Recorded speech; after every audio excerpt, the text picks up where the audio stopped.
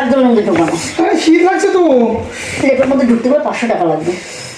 আরে বাবা রে, শীত করছে বিশাল, দাদি লাউলের দাও। ভুলে গেছো? হ্যাঁ, গরমকালে কি করো? তোমার গায়ের ধারে কাছে আসতে দাও না?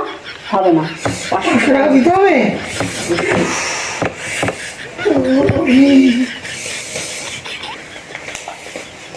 নাও। আরে কি শীত! এই একদম জড়িয়ে ধরবা না। তুমি ঠান্ডা, তুমি আমার ওয়াইফ না? না না, অত সস্তা না। গা গরম করতে গেলে 5000 টাকা লাগবে। তুমি বউ তো। তাতে কি হয়েছে? হ্যাঁ, তুমি গরম দিলে কি করো? একদম ঘরের কাছে আসতে দাও না?